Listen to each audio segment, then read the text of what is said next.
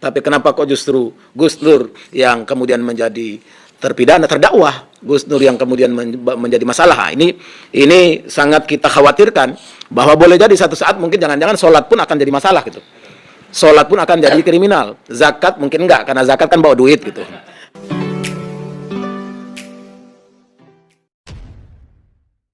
Assalamualaikum warahmatullahi wabarakatuh. Jumpa lagi dengan saya di channel Gagasan Progresif 79. Sahabat sebangsa dan setanah di mana saja Anda berada. Kembali kita mengulas kasus Sugi Nur dan Bang Bantri, di mana hari ini merupakan hari rencana persidangan sidang putusan atau vonis Sugi Nur dan Bang Bantri. Dan situasi dan suasana menjelang sidang putusan ini, di mana para pendukung Sugi Nur maupun Bang Bantri terus menerus membangun opininya, memberikan support kepada Sugi Nur dan Bang Bantri. Salah satunya ini salah seorang ustadz bersama rekan-rekan mereka membangun narasinya, mendorong agar para ulama jangan hanya diam, jangan hanya berdoa, tetapi harus menyerukan dukungan terhadap Sugi Nur. Dia juga menyatakan bahwa Sugi Nur ini didakwa karena menjalankan syariat agama menurutnya, yakni mubakhalah, yang itu merupakan perintah Al-Quran menurutnya. Jangan-jangan nanti sholat juga bisa dikriminalisasi, kecuali katanya zakat karena dia mendatangkan duit, haji juga karena dia mendatangkan duit. Ini sebuah narasi yang menurut kita sangat tidak wajar disampaikan, karena apa yang terjadi pada diri Sugi Nur sebenarnya ini sudah menjadi ranah pidana. Semua orang yang diduga melakukan tindak pidana pasti akan didakwah, karena itu adalah hak para aparat negara untuk menegakkan hukum. Dan apapun yang mereka narasikan, tentu majelis hakim tidak akan pernah terpengaruh dengan itu semua, karena majelis hakim itu bebas dan mandiri untuk memutus berdasarkan alat bukti dan sejumlah fakta-fakta persidangan. Yaitu hakim, dia bebas mandiri memutus setiap perkara yang dihadapkan kepadanya. Untuk lebih jelasnya kita akan simak bagaimana pandangan dan narasi yang dibangun oleh Sutat ini yang merupakan simpatisan daripada Sugi Nur. Mari kita simak sama-sama. Assalamualaikum warahmatullahi wabarakatuh. Alhamdulillah, salatu wassalamu ala rasulillah wa ala alihi wa wala amma ba'd. Ustadz Salman, Bang Edi, Bang Aziz Januar, Ustadz Hazinuddin, Bang Juju, Bang Jali, dan Pak Al-Katiri serta Ustadz Irwan, bahwa sikap ulama ini sebenarnya apa yang dilakukan ulama itu menjauhkan kita dari laknat Allah. Kenapa demikian?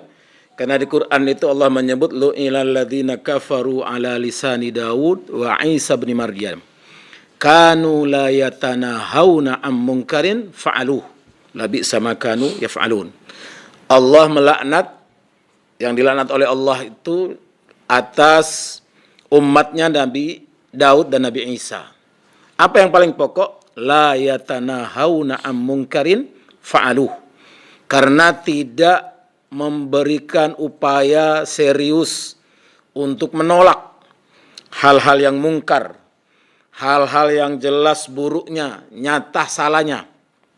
Apalagi saat ini, kalau dalam kasus Gus Nur ini bisa juga dilihat dari sisi yang lain adalah, boleh kita menyebut diduga kuatnya itu kriminalisasi kepada syariat. Karena objek yang dilihat adalah bagaimana Gus Nur itu melakukan mubahalah. Kan awalnya di situ. Sementara apa yang menyebabkan Gus Nur melakukan mubahalah sampai sekarang tidak pernah dibuktikan.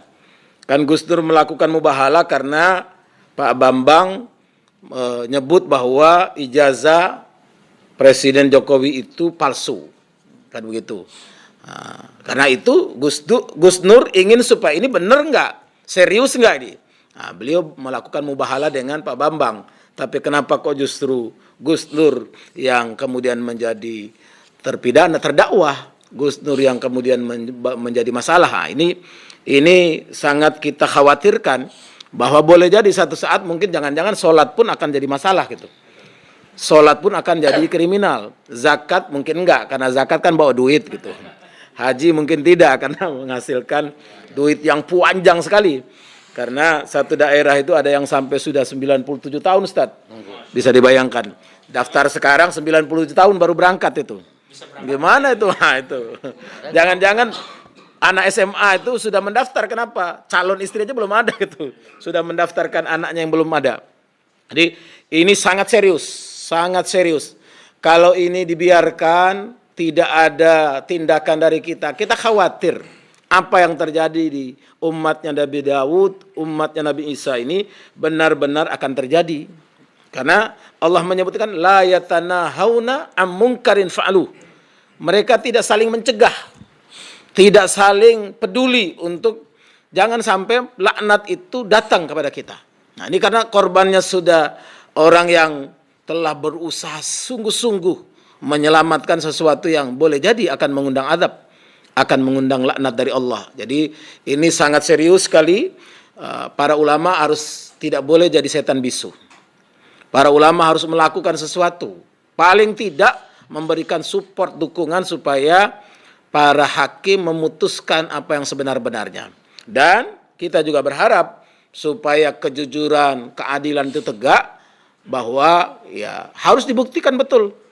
Karena nggak susah-susah. Makanya ya itu narasi yang dibangun oleh ya orang ini ya, bahwa ketika kita tidak lagi peduli dengan ya kemungkaran bisa-bisa apa yang terjadi pada umat Nabi Daud, Nabi Isa ya dan lain-lainnya, itu bisa saja menumpah. Dan apa yang dilakukan oleh Suginur menurutnya bahagian daripada proses ya mendorong nahi mungkar itu. Padahal kita tahu bahwa apa yang terjadi pada Suginur, dia didakwa itu jelas bahwa dia melakukan ya mubahalah dalam podcastnya bersama Bang Bantri, dan apa isi daripada mubahalah itulah yang kemudian didakwa telah menebarkan berita bohong yang menimbulkan keonaran. Kenapa? Karena dia tidak memverifikasi baik-baik apa yang disampaikan oleh Bang Bantri. Padahal sebelumnya juga Bang Bantri itu sudah ya diputus bersalah karena menulis buku Jokowi Undercover. Kita tentu masih ingat ya bahwa ketika Suginur dalam suatu kesempatan itu di Bareskrim diperlihatkan ya oleh penyidik sebuah foto tentara yang pernah disebut Bang Bantri, orang yang berjari 4, ternyata jarinya 5. Dan Suginur menyadari bahwa wah, salah saya. Dia pun berubah pandangannya terhadap Bang Bantri 180 derajat. Artinya dia sudah mengetahui bahwa Bang Bantri ini, waduh, ternyata seperti ini karakternya. Ya, artinya belakangan itu baru muncul ketahuan satu persatu daripada kekonyolan yang dilakukan oleh Bang Bantri. Tetapi karena ya mubahalah yang dilakukannya itu ya yang telah membuat viral hari ini itu sudah terjadi. Ya, jadi apa yang kemudian menimpa Suginur ini bahagian daripada dugaan tindak pidana yang kemudian dituntut oleh jaksa. Ya, kita tentu akan menunggu dan tidak perlu membangun narasi ini dan itu. Ya, kenapa? Karena selama ini para kuasa hukum juga sudah membela mati-matian, tetapi dia juga memang akui bahwa kesulitan untuk kemudian mendatangkan ya saksi-saksi dan bukti. Karena Bang Bantri sendiri tidak pernah mendatangkan saksi sama sekali, dan itu diakui oleh kuasa hukum bahwa Bang Bantri tidak pernah mendatangkan saksi sama sekali, kecuali Gus Nur sendiri yang mendatangkan saksi, bahkan yang membiayai administrasinya itu si Suginur ini. Ya, jadi nampak ya bagaimana situasi dan kondisi yang menyelimuti perjalanan kasus Suginur dan Bang Bantri, dan hari ini ya, kita akan menunggu bagaimana putusan ya pengadilan. Kita akan lihat akan seperti reaksi-reaksi Gus Nur dan orang-orangnya setelah sidang putusan ponis ini. Tentu kita berharap bahwa polemik ini akan berakhir dan memberi kepastian hukum terkait dengan dugaan ijazah palsu. Saya kira demikian. Wassalamualaikum warahmatullahi wabarakatuh.